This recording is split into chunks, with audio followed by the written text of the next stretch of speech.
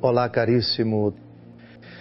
Hoje nós vamos falar da quarta obra de misericórdia corporal, dar pousada aos peregrinos. O primeiro olhar para nós afrontarmos este argumento é o olhar dirigido a Jesus.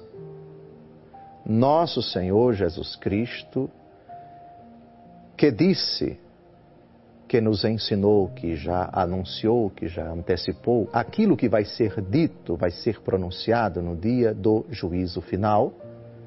Acolher os peregrinos vai ser um dos critérios do nosso julgamento da parte dele. Vamos ver daqui a pouco um texto extraído de Mateus capítulo 25, onde Nosso Senhor pronuncia exatamente isto. O texto é este. Mateus capítulo 25, versos de 34 a 35. Então o rei dirá aos que estão à direita: Vinde benditos de meu Pai, tomai posse do reino que vos está preparado desde a criação do mundo, porque tive fome e me destes de comer, tive sede e me destes de beber, era peregrino e me acolhestes.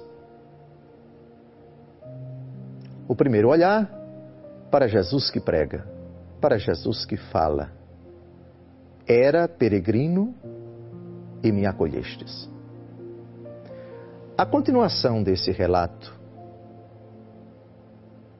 indica quem é Jesus quando isso se cumpriu. Quando foi que te vimos peregrino e te acolhemos? Jesus responderá: todas as vezes que acolhestes o peregrino, foi a mim que o acolhestes. E dirá aos que estiverem à esquerda: quando não acolhestes o peregrino, foi a mim que tu não acolhestes. Ou seja, o peregrino que Deus coloca na nossa porta é o representante de Cristo, na verdade é o próprio Cristo ali apresentado. E Jesus, alguma vez se apresentou na casa de alguém, na vida de alguém na condição de peregrino? Existe alguma passagem da Escritura na qual Jesus se identifica, age como peregrino? Ou seja, está de passagem de um canto para o outro e parou ali e foi acolhido como peregrino?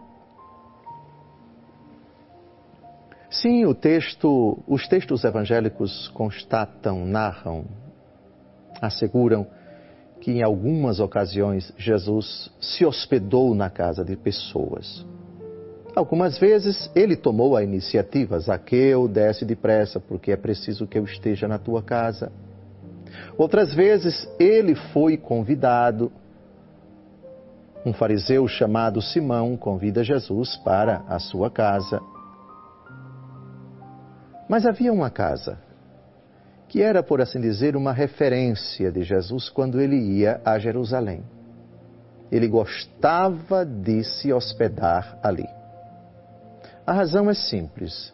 Ele tinha um vínculo de amizade muito grande com uma família de 3 pessoas: Marta, Maria e Lázaro. Ele, peregrino, porque durante os 3 anos de sua vida pública, Jesus caminhava sempre de um canto para o outro, na Judéia, na Samaria, na Galileia. Em Jerusalém, não consta, nos evangelhos pelo menos, que ele se hospedava na casa de alguém, mas consta que sua referência, quando ele ia para lá, era um povoado bem colado com a capital, Jerusalém, povoado chamado Betânia. Vamos ao texto para contemplar Jesus peregrino. Era peregrino e me acolhestes. Lucas capítulo 10, de 38 a 42. Estando Jesus em viagem, entrou numa aldeia onde uma mulher chamada Marta o recebeu em sua casa. Tinha ela uma irmã por nome Maria, que se assentou aos pés do Senhor para ouvi-lo falar. Marta, toda preocupada na lida da casa, veio a Jesus e disse: Senhor, não te importas que minha irmã me deixe só a servir? Dize-lhe que me ajude. Respondeu-lhe o Senhor: Marta, Marta, andas muito inquieta e te preocupas com muitas coisas. No entanto, uma só coisa é necessária. Maria escolheu a boa parte, que lhe não será tirada. Talvez esse seja o texto dos evangelhos que melhor ilustre a condição peregrina de Jesus, ou seja, de uma passagem breve, provisória, rápida, por um local onde ele é acolhido, onde ele é bem recebido. E prova disso é que as irmãs, particularmente Marta, se preocupam solenemente em garantir que nada falte de necessário aos ilustres visitantes. Jesus estava de viagem. Essa condição da natureza humana, da mobilidade, do deslocamento, sempre existiu e sempre vai existir.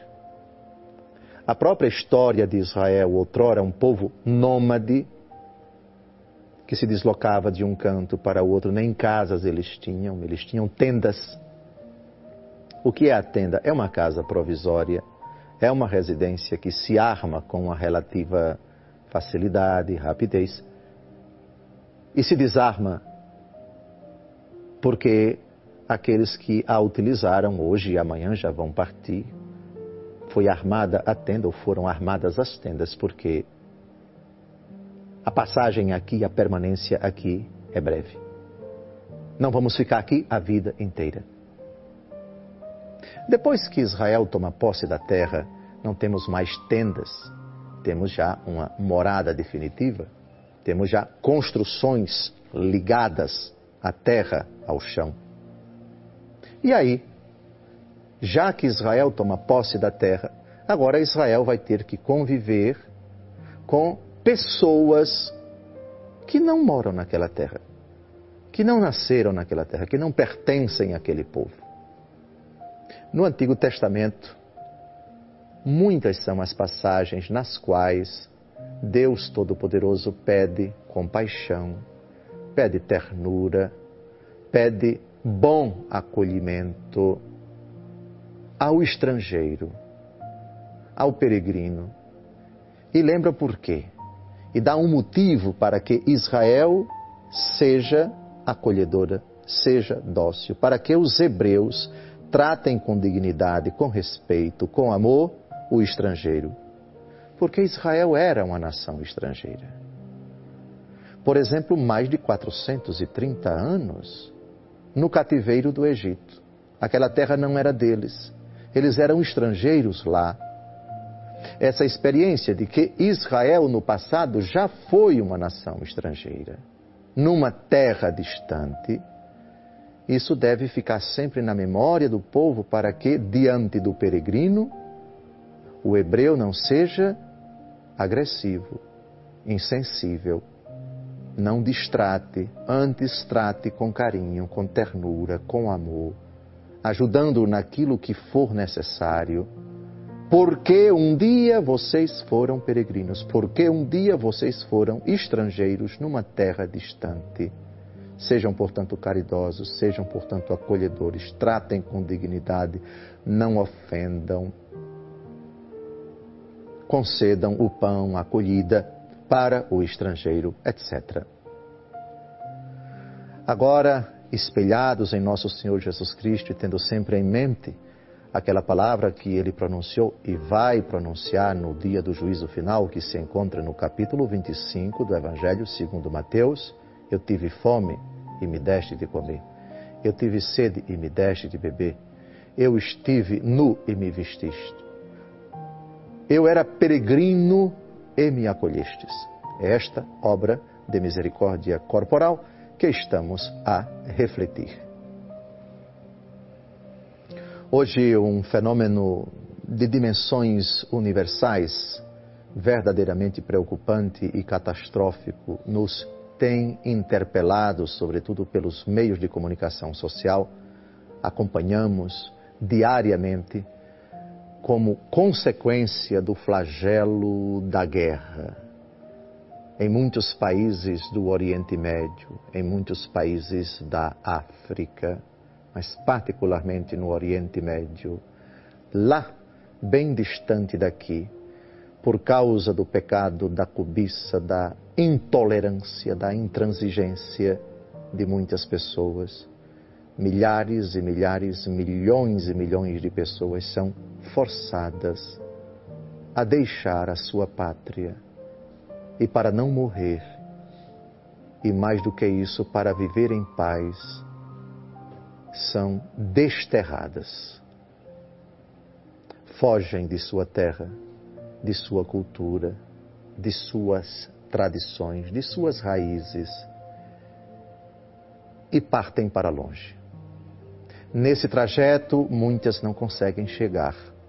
Morrem de fome, de sede, de frio, porque são rejeitadas. Morrem afogadas quando tentam chegar a algum lugar em embarcações extremamente precárias. Esse fenômeno que enche de dor todos os corações sensíveis. Muitas delas não conseguem entrar em determinados países. Outras ficam alojadas em condições subhumanas, à mercê das autoridades constituídas daquele país, ou das autoridades internacionais, ou de órgãos internacionais. E a solução nem sempre é adequada, é imediata. Pelo contrário, em certas ocasiões há um completo descaso, falta de interesse, rejeição, endurecimento do coração, falta de solidariedade. Outras que conseguem entrar nos países ditos ocidentais são verdadeiramente acolhidas por instituições sensíveis a estas pessoas. Corações que se sentem tocados pela dor, pela amargura, pela aflição dos prófugos, dos desterrados, dos estrangeiros que estão naquele país. Fazem o que estão ao seu alcance, dão tudo de si para aliviar a dor destes nossos irmãos tão sofridos. É verdade que o fenômeno dos que fogem de sua pátria é um fenômeno que tem muitas matizes, que tem muitas vertentes, que tem muitas causas, que tem muitas implicações.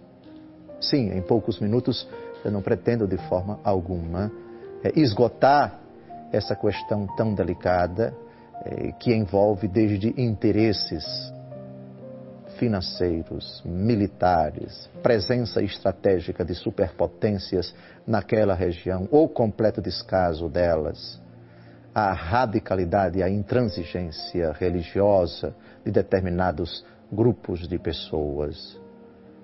Questões que envolvem não apenas aspectos religiosos, mas também políticos, econômicos, graves distorções sociais, guerras civis, enfim. Mas uma coisa básica em tudo isso há de ser considerada. O Ocidente cristão precisa fazer dito cristão, precisa fazer alguma coisa para conter esta sangria. Não compete a mim dizer o que deve ser feito. Mas, genericamente, todas as iniciativas legítimas que visem a paz. São João 23 define a paz na Populorum Progressio e na Pacem in Terris, duas encíclicas desse célebre Papa, desse grande santo, como a tranquilidade da ordem. E não existe tranquilidade da ordem sem que os direitos fundamentais da pessoa humana sejam respeitados. Direitos básicos como o direito à vida, direito a expressar a sua fé, direito à saúde, à educação, direito à tranquilidade e todos os outros direitos que integram, que garantem, que consolidam a dignidade da pessoa humana. Quando tais realidades não se verificam, quando os interesses pessoais, quando a intransigência, a intolerância, a arrogância se sobrepõem a essas realidades sagradas, temos essas distorções que estão em andamento. Sem dúvida alguma que o fenômeno dos estrangeiros, dos peregrinos, em terras que não são as suas, isso traz realmente novos desafios, interpela realmente os cristãos dos países ditos cristãos a uma reflexão, o que nós podemos fazer. Papa Francisco tem pedido que as paróquias dos diversos países da Europa acolham, quanto possível, os peregrinos. Não pensamos que o problema seja resolvido simplesmente fechando as portas para eles. Isso é verdadeiramente desumano. Por outro lado, sabemos que as iniciativas da Igreja Católica não são suficientes para resolver essa questão tão delicada.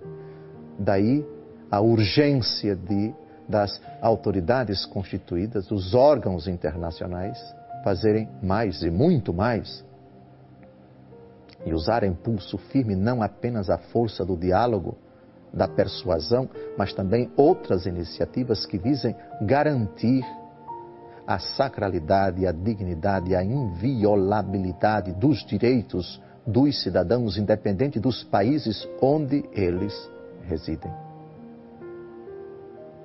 Qual é a pessoa que deseja sair da sua casa, deixar a sua terra e partir para um lugar distante como nosso pai Abraão, que aliás partiu, mas pelo chamado de Deus? Aqui estamos tratando de pessoas que foram forçadas, de pessoas que foram obrigadas, ou saem ou morrem. As cenas são verdadeiramente chocantes. Cada grupo que litiga com o outro, que bombardeia o outro, que deseja ver a morte do outro, que quer eliminar o outro, tem o seu raciocínio, tem o seu argumento. O problema são os pequenos, os indefesos, são pais e mães de família, são crianças, são adolescentes, são pessoas que não têm nada a ver com esses interesses, só querem ter o direito de viver. Querem paz, querem dormir e acordar sem o sobressalto de bombardeios, de tiros, de tanques de guerra a destruir o seu patrimônio, a esmagar seres humanos, a varrer da face da terra seres humanos indefesos. Sim, sem dúvida alguma, é uma questão muito complexa. Um dos fenômenos mais gritantes dos tempos atuais. Minha palavra no final desse programa é de confiança na providência divina, malgrado a maldade dos homens, o ódio que alimenta muitos corações e que tem deflagrado conflitos que ainda estão em andamento. Por outro lado, a bondade de Deus, a providência de Deus por meio de tantas iniciativas, de pessoas que em campos de refugiados, nos seus países, também em países que têm acolhido estes nossos irmãos, uma prova de que eu era peregrino e me acolhestes. Isso não é uma quimera, isso não é uma utopia. Uma atitude corajosa de instituições e de pessoas, de grupos de pessoas, iniciativa que merece o nosso aplauso, o nosso incentivo. Parabenizamos, rendemos graças a Deus por tantas pessoas e instituições, lógico, principalmente dentro da Igreja Católica, em muitos países, cuja finalidade acolher os peregrinos, abrigá-los, protegê-los. Durante a Segunda Guerra Mundial, a Igreja Católica deu esse testemunho bonito, abrigou os judeus da fúria dos nazistas. O próprio Vaticano abrigou dentro dele muitos judeus. Uma iniciativa que se espalhou por toda a Europa. Graças à Igreja, milhares e milhares, para não dizer milhões de judeus, foram beneficiados. Sim, essa parte da história precisa ser registrada. Muitos criticam a Igreja Católica que teria sido omissa durante a Segunda Guerra Mundial e não teria feito o suficiente para salvar judeus. Ela salvou muitas vidas. E se não salvou mais, foi porque isso não era permitido e qualquer exposição poderia colocar a Igreja Católica e os próprios católicos em muitos países em risco de morte. Defendo radicalmente a Santa Igreja nesse período tão doloroso da sua história e da história da humanidade. Foi uma das instituições que mais salvaram os judeus e outros vítimas da guerra. A Igreja sempre, sobretudo de 1939 a 1945, foi uma das mais belas, mais sólidas e mais dignas instituições da história da humanidade que cumpriram essa ordem de Jesus. Eu era peregrino e me acolhestes. Parabéns à Santa Igreja, porque enquanto instituição nas suas paróquias e dioceses do mundo inteiro, sempre, malgrado suas limitações, cumpriu essa ordem de Jesus.